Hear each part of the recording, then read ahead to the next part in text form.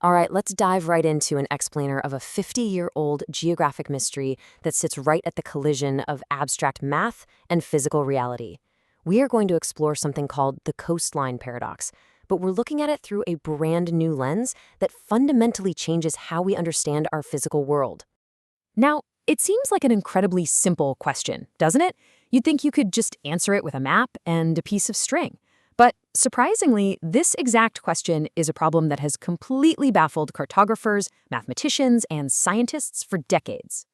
The whole thing actually kicks off back in the 1950s. A researcher named Lewis Fry Richardson was studying the probability of war and looking at the lengths of shared borders, and he discovered something baffling.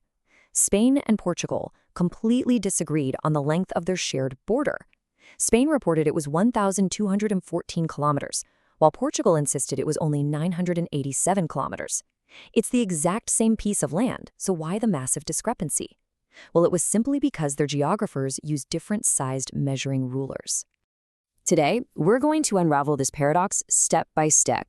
1. The measurement problem. 2. Fractals and infinite lengths. 3. Physical limits of reality. 4. Spans and modern engineering. And 5. Why this matters today. Section 1. The measurement problem. Let's start with the problem itself. Measuring a jagged natural edge is fundamentally different than, say, measuring an idealized straight metal bar in a laboratory. And this leads us to the formal definition of the coastline paradox, which is driven by what we now call the Richardson effect. Think about it like this. If you have a smooth artificial curve, like a circle, and you measure it with smaller and smaller straight segments, your measurement eventually hits a definite limit, the true circumference. But with a coastline, as the length of your measuring ruler decreases, the sum of those measuring segments just constantly increases. Basically, the more precise your ruler, the longer the coastline gets because you're picking up every tiny inlet and jagged rock. Richardson's empirical data brilliantly illustrates this. The total measured length of places, like the west coast of Britain, for example, seemingly shoots up without any clear limit as the scale of measurement gets smaller. The smaller the ruler, the higher the total length goes. It completely defies our basic intuition of how the physical world is supposed to work. Section 2. Fractals and infinite lengths. You know, this bizarre anomaly in mapmaking actually birthed an entirely new branch of mathematics. Over a decade after Richardson's work, a mathematician named Benoit Mandelbrot published a famous paper in 1967. He expanded these observations into a concept called fractal geometry. Mandelbrot suggested that coastlines are statistically self-similar. Kind of like a Koch snowflake, self-similarity means that the shape displays the exact same intricate patterns, the same bays and promontories, no matter how closely you zoom in. So the crucial mathematical takeaway is this. If space is infinitely subdivisible and you use an infinitely small ruler to measure a fractal curve like a coastline, the total length diverges right to infinity. According to this mathematical model, a coastline doesn't actually have a fixed, definable length. It is literally infinite.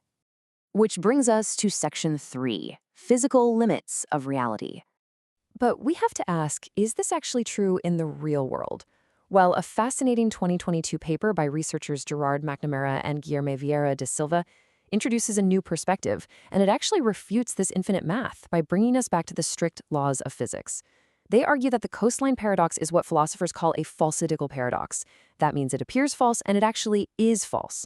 Why? Because the Earth isn't infinite. There are hard physical limits to reality. To have an infinite coastline, you'd literally need an infinite number of water molecules to line that boundary. That's physically impossible.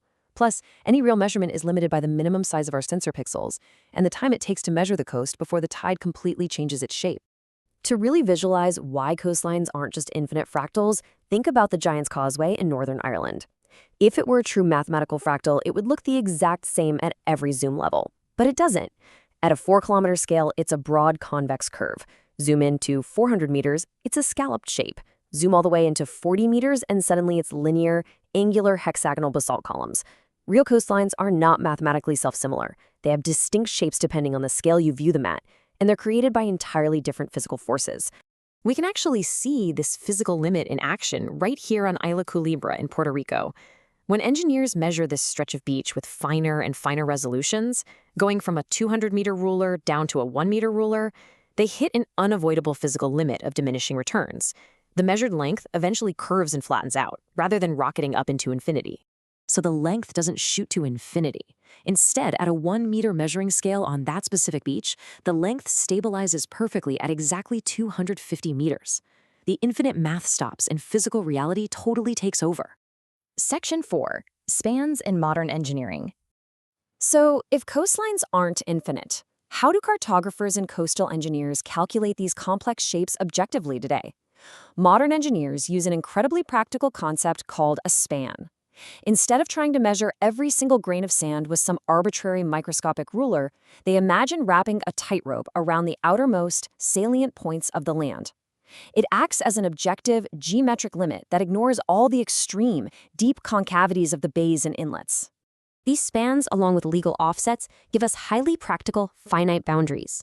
By using international maritime definitions, we get workable numbers that allow us to determine international law, property rights, and even the shortest distance for a ship to circumnavigate an island.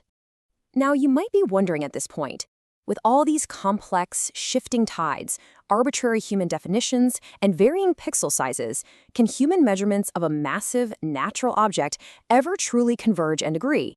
The answer is a resounding yes. The researchers actually point to the mapping of Mount Everest as a perfect analogy here. Over 170 years of surveying, Everest's height used to swing wildly based on who was measuring it and how, but eventually it zeroed in on a consensus height. The exact same thing is happening to coastlines. Thanks to advanced technologies like 3D digital elevation models, LiDAR, and highly precise satellite imaging, our coastal measurements are stabilizing into universally agreed-upon lengths. And that leads us to our final section, Section 5, Why This Matters Today. Dispelling this 50-year-old mathematical myth isn't just some fun academic exercise. It is urgently important for our modern world. The concept of an infinite coastline is entirely useless to a coastal engineer. When you are tasked with protecting a city from the ocean, you need concrete steps. You have to establish a mean water level, use geographic information systems to apply minimum unit measurements, and then use those finite lengths to calculate the exact real-world quantities of rock armor, concrete, and sandbags required to defend our shores. As the researchers explicitly point out, validating concrete, physical measurements is absolutely vital.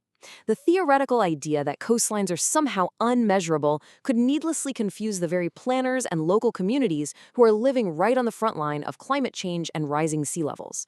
They need exact measurements to track erosion and build defenses. It really leaves us with a fascinating reality to ponder.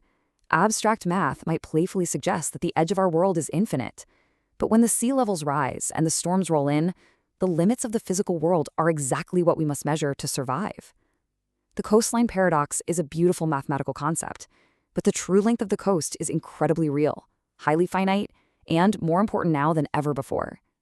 So, what other mathematical myths might be hiding in plain sight, just waiting for a reality check? Thanks for joining me on this explainer, and keep questioning the map.